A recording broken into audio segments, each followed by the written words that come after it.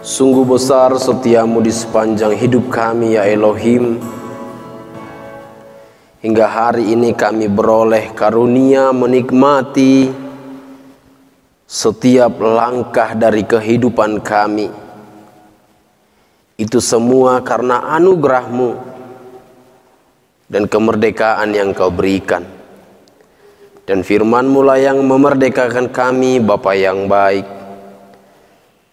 Dan kami sebentar lagi oleh hamba-Mu akan menyampaikan dan mendengarkan kebenaran firman-Mu. Berfirmanlah Engkau Bapa Yahweh, maka kami anak-anak-Mu, kami umat-Mu, kami hamba-hamba-Mu, kami mempelai-Mu siap mendengarkan firman-Mu. Demi kemuliaan Yahshua Mashiach, haleluya, amin. Shabbat Shalom Bapak Ibu Saudaraku yang terkasih. Bapak Yahweh memberkati kita pada hari Sabat ini, amin. Terpujilah nama Yahweh yang besar, terpujilah nama Yahweh yang mulia, yang hari ini memberikan kita kesempatan untuk menikmati udara segar. Itu adalah hal syukur pertama yang harus kita syukuri. Kita bersyukur hidung kita tidak sumbat dua-dua.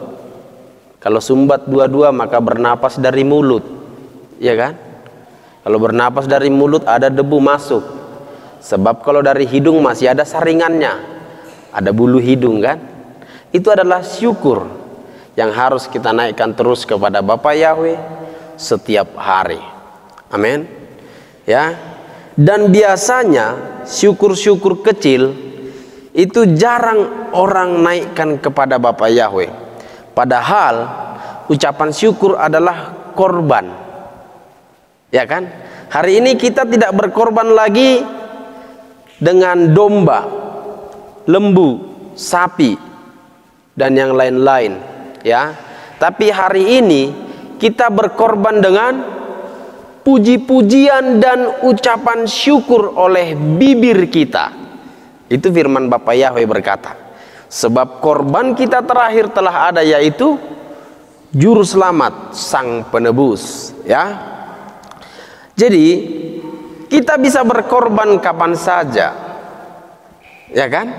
Kita bisa berkorban sekarang, kita bisa berkorban 2 menit lagi, kita bisa berkorban 1 jam lagi, ya kan? Kalau dahulu orang berkorban perlu biaya. Karena korban terakhir adalah makanan, korban yang paling kecil adalah makanan burung. Kalau Alkitab tulis tahi burung gitu ya, sebenarnya makanan burung. Ya, itu adalah korban yang paling kecil dan jenjangnya ke burung, yaitu burung merpati. Lalu sampai ke domba, kambing, lembu. Nah, hari ini kita tidak perlu korban itu. Yang kita perlukan adalah ucapan bibir kita. Amin. Nah, hari ini apakah kita berkorban? Apakah kita berkorban untuk hidung kita yang masih bernapas, terbuka dua-dua? Hari ini kita berkorban untuk mata kita yang sehat. Ada orang bangun tahu-tahu matanya pagi-pagi penuh dengan belek, nggak bisa dibuka kan? Aku lihat semuanya cerah, ya, cantik-cantik, ganteng-ganteng. Hari ini apakah kita udah berkorban dengan tangan kanan kita udah bisa bergerak, tangan kiri kita bisa bergerak, ya kan? Kemarin kita mengunjungi jemaat Tuhan yang tiba-tiba katanya terserang penyakit stroke, ya, di rumah sakit, ya kan? Kita nggak tahu apa ceritanya, kok bisa tiba-tiba seperti itu. Kira-kira mungkin nggak dialami semua orang seperti itu? Mungkin. Tapi hari ini rasa syukur kita, rasa korban kita, korban syukur kita kepada Bapa Yahweh menunjukkan bahwa kita telah menerima. Amin. Jadi saudaraku, jangan berkorban atau jangan mengucap syukur untuk menerima, tapi mengucap syukurlah karena telah menerima. Bapak berkati aku, jangan. Bapak terima kasih untuk berkat yang sudah ada, ya. Jangan berharap berkat yang belum ada. Pengharapan boleh ada, tapi rasa syukur untuk yang sudah ada di depan kita hari ini. Amin. Saudaraku, kebenaran firman Bapak Yahweh yang kita pelajari hari ini, kita buka Alkitab kita Markusnya yang ke-6, Markus yang ke-6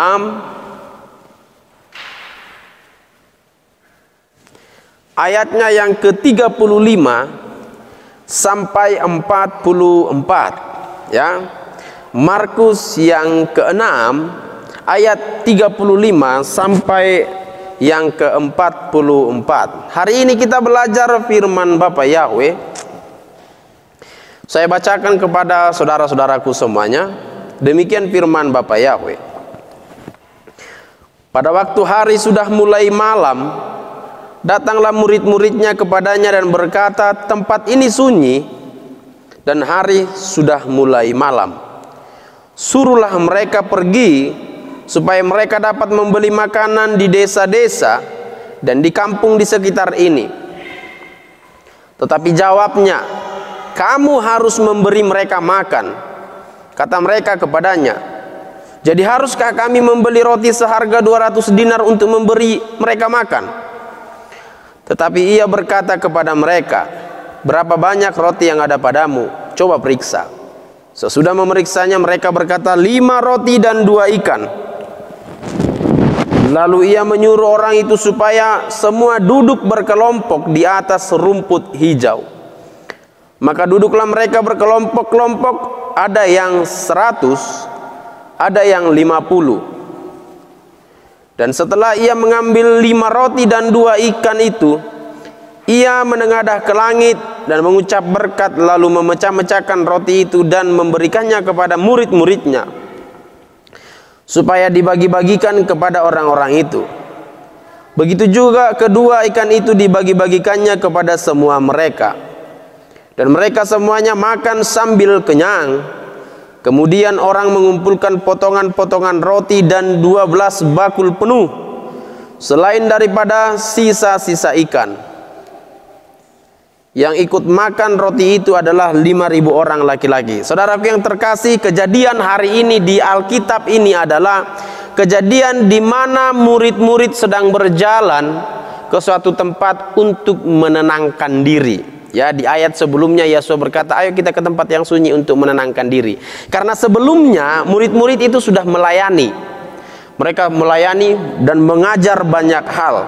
Ya, di ayat 34, ketika Yesus mendarat, ia melihat sejumlah besar orang banyak, maka tergerak hatinya oleh belas kasihan kepada mereka, karena mereka seperti domba yang tidak mempunyai gembala. Lalu mulailah ia mengajarkan banyak hal kepada mereka. Ya, banyak yang diajarkan. Kita tidak tahu, yang diajarkan tidak ditulis di sini. Ya, saudara yang terkasih, ketika mereka sudah kelelahan dalam pelayanan, mereka tidak sempat makan. Lalu mereka ingin menenangkan diri, tapi saat mereka ingin pergi menenangkan diri, orang banyak mengikutinya.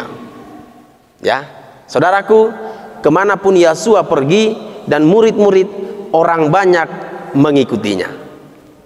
Hari ini kita juga demikian, saudaraku. Kalau kita menjadi murid-murid Elohim, pasti ada orang yang percaya kepada kita.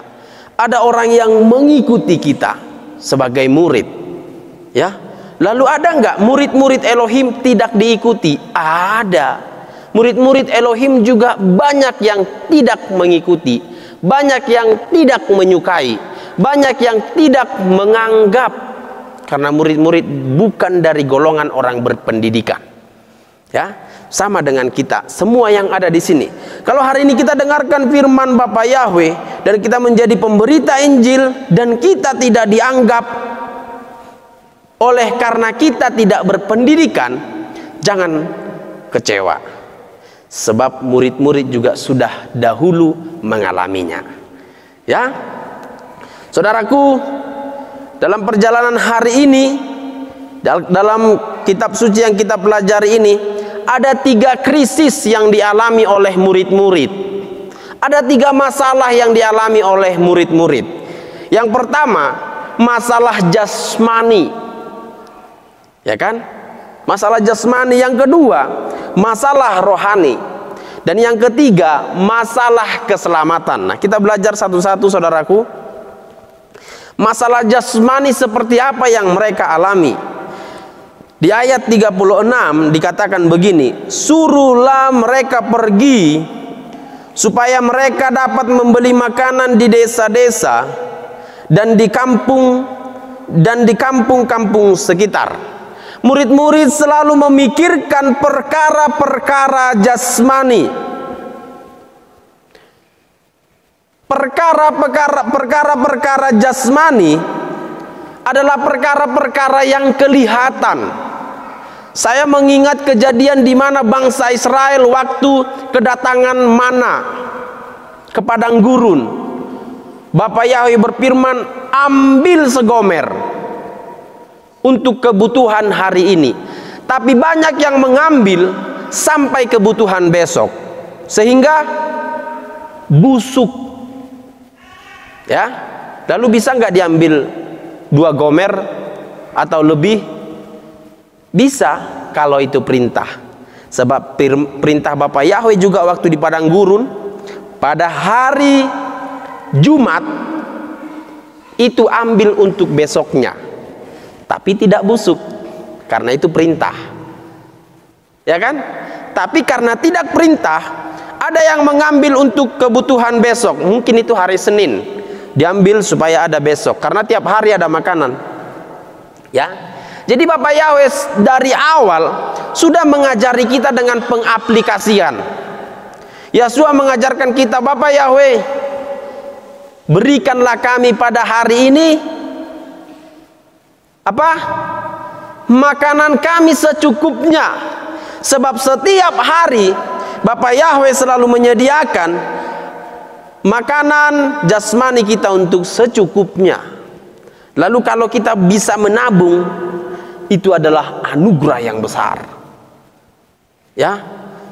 Tapi kalau kita untuk menabung sampai kita melupakan syukur hari ini, maka itu adalah kejahatan. Ya kan? Karena makanan hari ini cukuplah hari ini. Karena firman juga berkata, hari ini mempunyai kesusahan sendiri, besok ada kesusahannya. Tapi kita, kadang-kadang manusia sudah memikirkan kesusahan hari esok. Benar nggak? Itu dunia, ya. Memikirkan perkara-perkara jasmani. Masalah jasmani dialami oleh murid-murid. Dalam 1 Korintus 2 ayat 14 dikatakan begini saudaraku. 1 Korintus 2 ayat 14. Tetapi manusia duniawi tidak menerima apa yang berasal dari roh Elohim, karena hal itu baginya adalah suatu kebodohan, dan ia tidak dapat memahaminya, sebab hal itu hanya dapat dinilai secara rohani. Tetapi orang-orang dunia tidak menerima apa yang berasal dari Elohim. Orang-orang dunia berpikir apa? Saya bukan menyalahkan asuransi, tapi saya mau bilang, asuransi akan membuat kita khawatir dengan masa depan. Karena asuransi, kita memikirkan masa depan anak-anak kuliah. Anak-anak masih kecil sudah dibuat asuransi untuk kuliah, padahal kita nggak tahu hari esok. Padahal firman berkata cukup hari ini, besok mempunyai kesusahannya sendiri. Kalau kita sedang menyediakan sesuatu yang besar untuk kedepannya yang kita belum tahu apa yang terjadi, artinya kita sedang menutup ruang untuk kemungkinan berkat Elohim datang di masa depan. Amin. Jangan tutup ruang untuk kita berlutut di kemudian hari, ya kan? Kalau kita mungkin udah menabung, kenapa orang banyak menabung di hari ini, banyak melakukan asuransi, banyak membuat persediaan? Kenapa dilakukan sekarang? Supaya tidak khawatir, benar nggak? Kalau udah cukup pundi-pundi kita, masih khawatir nggak? Nggak khawatir, benar? Tapi kalau pundi-pundi kita tidak cukup dan malah minus, disitulah rasa khawatir muncul. Padahal firman jelas berkata, janganlah engkau mengumpulkan harta di bumi. Bukan berarti saya mengajar tidak boleh menabung, tetapi tidak boleh mengumpulkan harta di bumi sampai melupakan nikmatnya hari ini. Amin. Haleluya. Bersyukur kita di sini. Semua orang-orang di sini adalah orang-orang yang menikmati hari ini adalah hari kenikmatan. Ya, banyak orang hanya untuk harta, dia lupa datang ke Tuhan. Hari ini murid-murid begitu. Mereka memikirkan apalah makanan mereka, suruhlah mereka pulang supaya mereka bisa membeli makan, dan mereka lupa ada Yesua di sampingnya. Padahal sebelumnya mereka sudah mengalami mujizat. Waktu mereka ke bait Elohim, apa kata Petrus? Bagaimana ini guru? Kita masuk harus bayar pajak. Pergi memancing, ambil koin dari mulut ikan. Pernah baca itu? Hah? Pernah baca? Pergi memancing, ada koin dari mulut ikan, lalu bayar pajak. Itu kan satu mujizat. Dan murid-murid lupa itu. Murid-murid lupa mujizat hanya karena kekhawatiran. Hari ini kadang-kadang juga kita seperti itu. Kita sering lupa mujizat karena kekhawatiran yang lebih besar.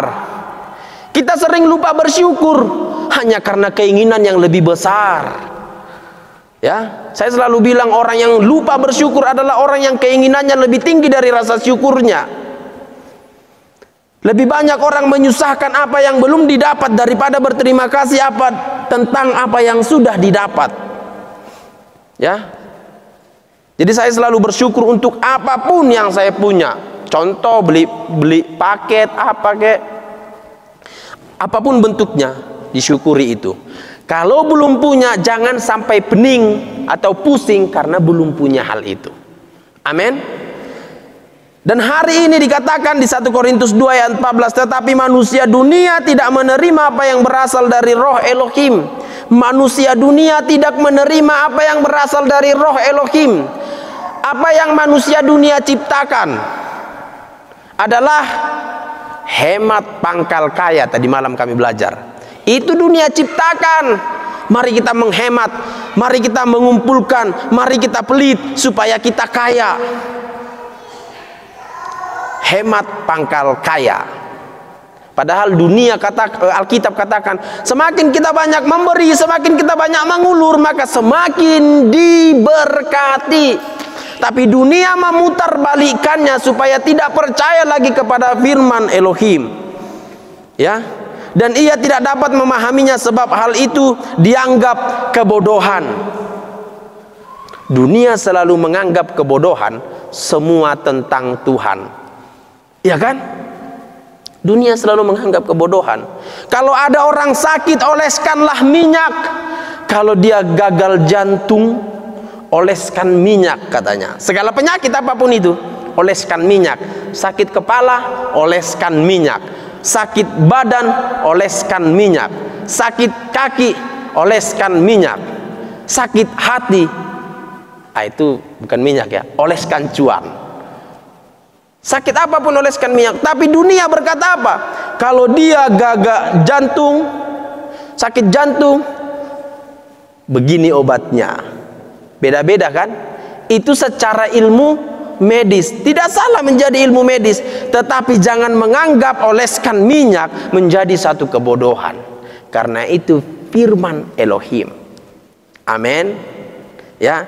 Saudaraku, murid-murid berkata, suruh mereka pergi supaya mereka dapat makan.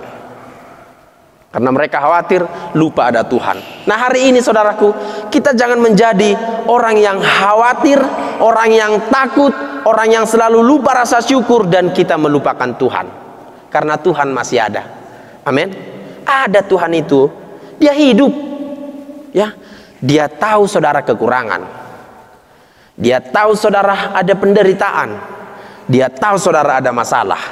Dia tahu saya ada pergumulan. Ada Tuhan itu. Ya, tapi kalau kita tidak melibatkan Tuhan dalam kehidupan kita, maka pergumulan, persoalan kita yang memikirkan sendiri, tambah pening, ya kan? Nah, saudaraku, masalah yang kedua yang dialami murid-murid adalah masalah rohani. Ya. Di Mazmur 6 ayat 52, masih dalam kejadian hari ini, dalam Alkitab ini dikatakan, coba dibuka ayatnya yang ke-52. Apa dikatakan di situ, saudaraku? Mazmur 6 ayatnya yang ke-52. Kita baca bersama-sama. Sudah dapat, saudaraku yang terkasih? 2-3 ya. Sebab sesudah peristiwa roti itu, mereka belum juga mengerti, dan hati mereka tetap degil. Sesudah peristiwa roti ini, sesudah keajaiban-keajaiban terjadi, mereka juga belum mengerti. Sesudah banyak hal yang dilakukan Tuhan kepada kita, kita juga tidak mengerti, dan hatinya tetap degil.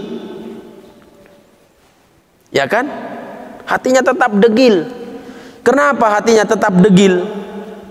Sebab sudah ada firman berkata seperti ini.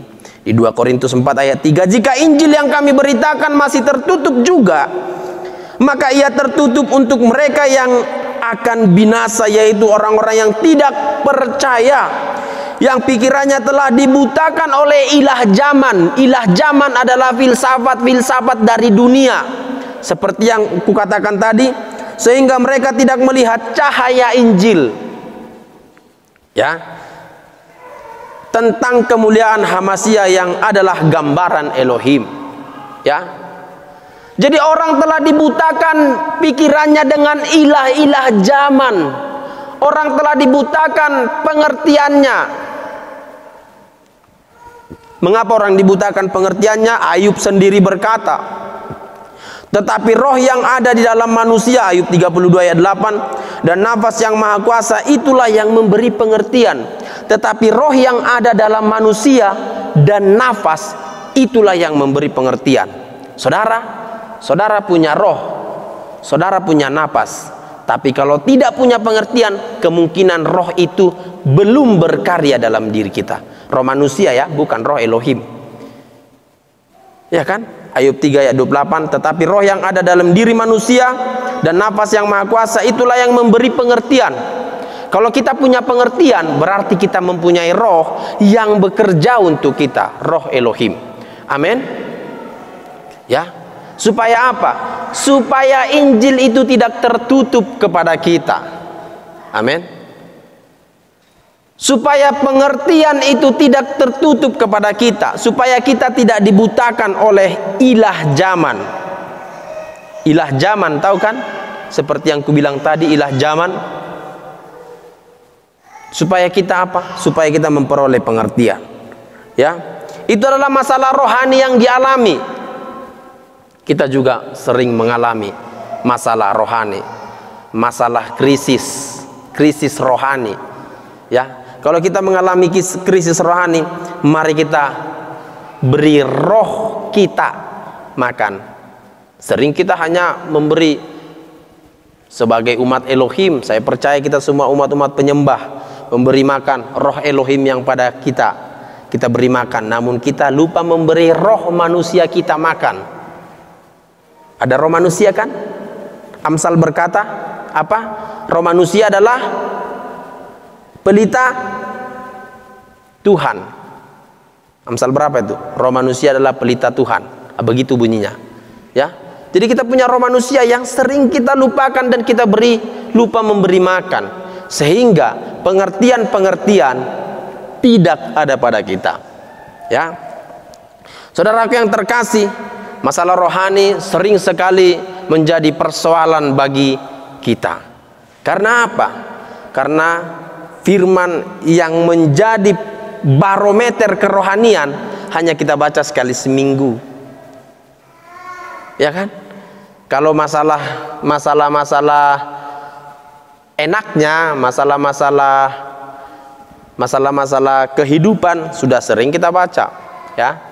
Aku sendiri kadang-kadang lebih banyak memegang tablet, memegang handphone, ya, Tiap hari masuk informasi yang kita tidak tahu apa aja, ada yang bagus, ada yang kurang bagus.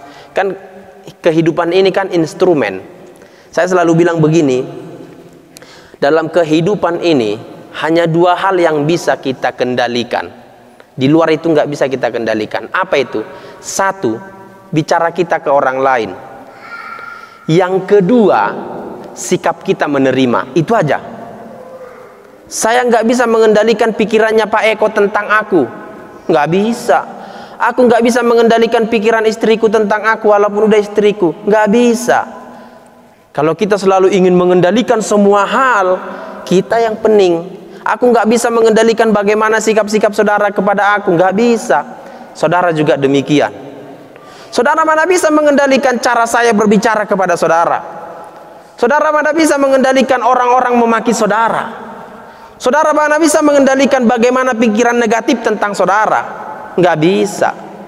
Yang bisa kita kendalikan adalah cara aku berpikir tentang orang itu, cara aku berbicara tentang orang itu, cara aku menerima sikapnya bagaimana. Itu yang bisa ku kendalikan. Makanya dikatakan pemenang sejati adalah orang yang bisa mengalahkan diri sendiri. Ya kan? Gak bisa kita mengendalikan orang, saudara.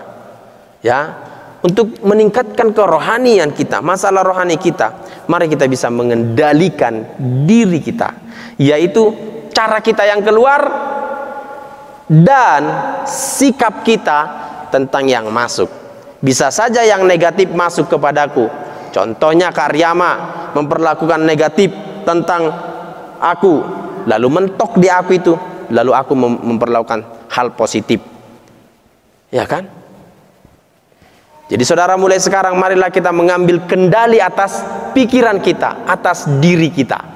Ya, sama itu saudaraku dengan seperti ini. Kalau kita misalnya mendengarkan seseorang melakukan hal, kita mendengarkannya. Kalau bisa kita simpulkan semua yang dilakukan itu, jangan kita simpulkan dulu dengan menyampaikan kepada orang lain. Ha, gitu. Karena apa? Kita belum tahu sepenuhnya. Kita belum bisa kontrol sepenuhnya, kendalikan sepenuhnya. Ya, kita nggak bisa. Lalu kita simpulkan, kita nyatakan, nggak bisa. Kita nggak bisa menyimpulkan, kita nggak bisa menyatakan.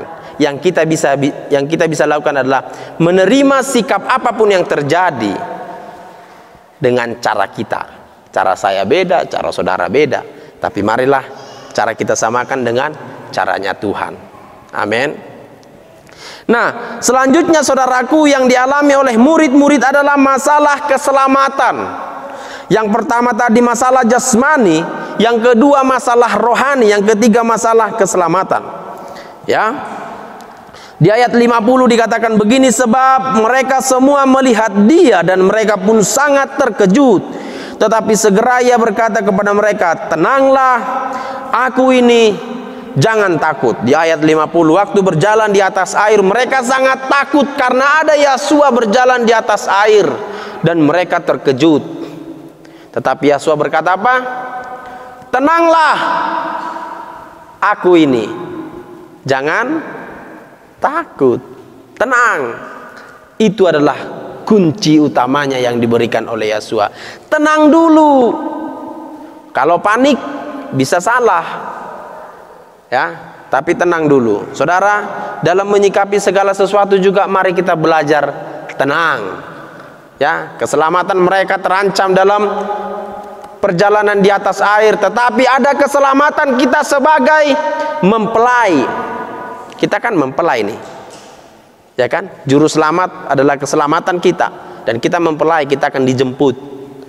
Ya, hari ini juga dalam kehidupan kita, mari kita bersikap tenang dalam mendengar sesuatunya, ya kan? Dalam mendengar sesuatunya, tenang. Dalam memikirkan sesuatunya, tenang. Bercoba. Kalau kita memikirkan kabar buruk, lalu kita langsung timbulkan paniknya, bisa kita nggak terkontrol diri kita. Tapi kalau tarik nafas dulu, lalu katakan mantranya. Apa mantranya? Hai jiwaku, tenanglah sebab Yahweh telah berbuat baik kepadamu. Ya kan, dalam mantranya Daud. Kalau aku bilang mantranya Daud itu. Jadi setiap dia bertemu dengan musuh-musuhnya, hai jiwaku, tenanglah sebab Yahweh telah berbuat baik kepadamu. Ya, hari ini juga kita begitu. Tenanglah dalam menerima apapun, keputusan apapun, bagaimanapun. Ya kan? Mungkin teman-teman yang dikasih kita berkat tablet kemarin, ada keputusan untuk ditarik, tenanglah. Sama juga, punya aku juga ditarik. Ya kan? Tenang. Apakah keputusan itu dari aku? Bukan juga keputusan dari sana. Ya kan? Walaupun pertamanya sudah mungkin beranggapan keputusan dari aku, tapi tetap tenang. Ya. Tenanglah untuk segala hal. Ya, percaya apapun yang kita alami ini tidak terlepas dari kendali Tuhan. Tidak terlepas. Kalau saudara hari ini kekurangan minyak rambut, tidak terlepas dari kendali Tuhan. Kalau saudara hari ini kekurangan banyak atau saudara berlebih banyak, tidak terlepas dari kendali Tuhan. Kalau saudara kekurangan, jadikan itu sebagai acuan untuk mengucap syukur. Kalau saudara berlebih, jadikan itu sebagai acuan untuk mengucap syukur.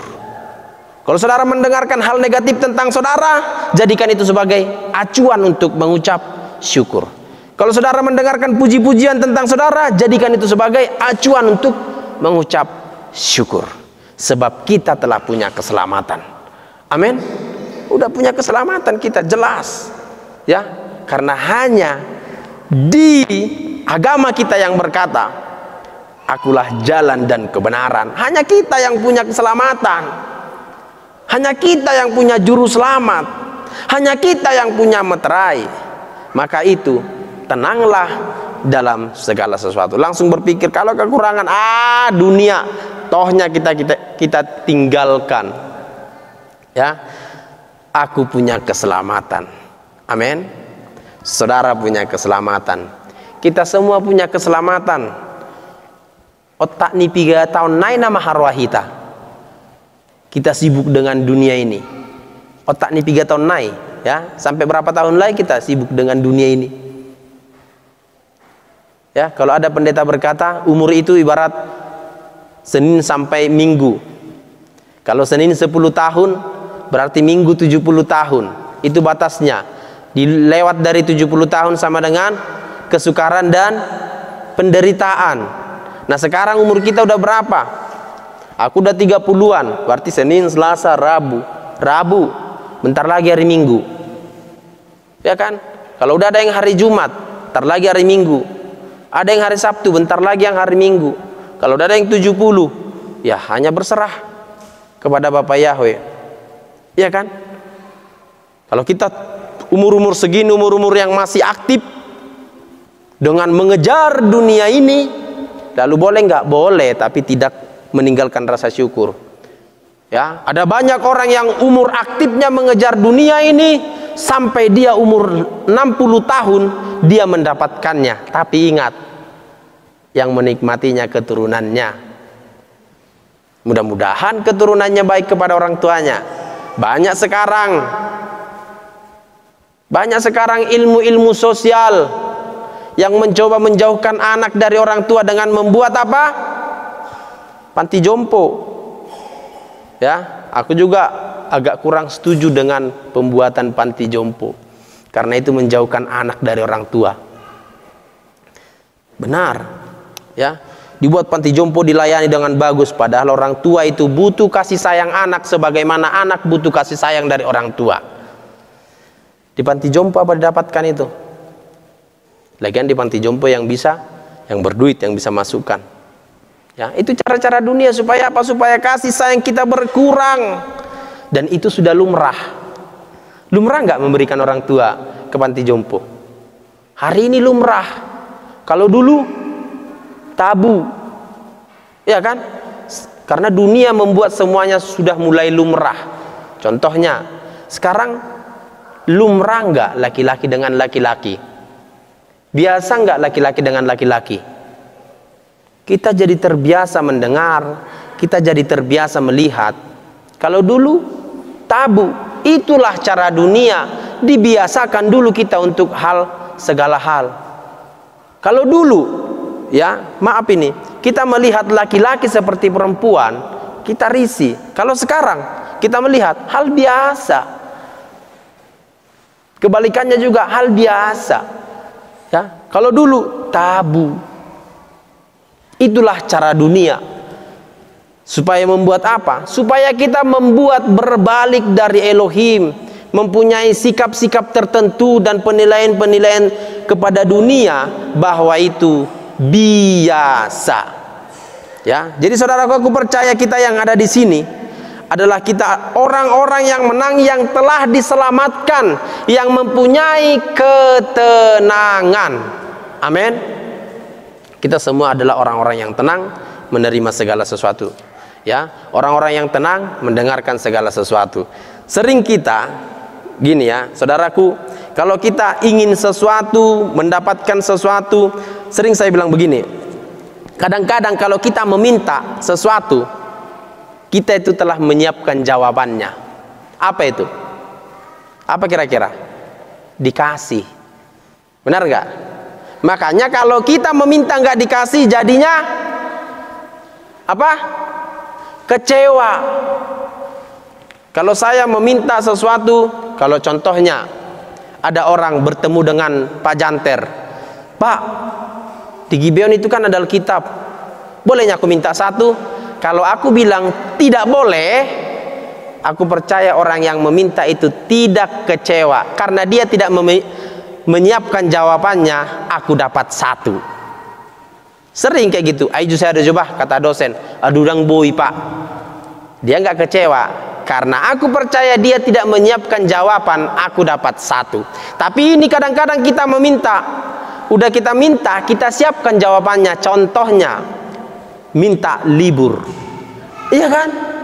Aku juga sering kepada pimpinan, waktu kemarin kejadian itu minta libur, aku sudah menyiapkan jawabanku 3 hari, diberinya 1 hari, ya kecewa.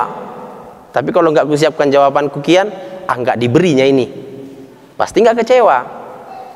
Contohnya meminjam sesuatu. Kalau aku siapkan jawabanku, aku meminjam uang kepada Pak Eko contohnya. Kalau aku udah persiapkan, Pak Eko pasti kasih. Kalau Pak Eko nggak ngasih, pasti kecewa. Tapi kalau kita sudah siapkan, Pak Eko nggak ngasih, ini sudah disiapkan, ini hal terburuk lah istilahnya.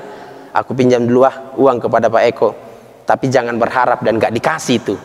Kalau dikasih, sukacitanya tambah besar. Benar nggak? Benar. Kalau nggak dikasih, kecewanya tidak larut-larut. Ya, itu juga rahasia tenang bagi kita, saudaraku. Untuk kita tenang, mari kita mencoba belajar menerima setiap apapun itu. Oh, ini terjadi hal ini seperti ini. Berarti yang perlu kuubah adalah sikapku, caraku menerima, gitu. Ya, pikiranku, pandanganku, polaku, supaya kita menjadi tenang. Amin, saudaraku yang terkasih. Jadi pelajaran yang kita ambil hari ini adalah dari Markus 6 ayat 36 sampai 52. Yang pertama, masalah jasmani. Yang kedua, masalah rohani. Yang ketiga, masalah keselamatan. Masalah jasmani, kita telah belajar bahwa jasmani kita ini, tubuh kita ini juga akan lenyap dan bukan untuk dihakimi. Masalah rohani adalah roh manusia kita dan jiwa kita adalah yang dihakimi. Ya.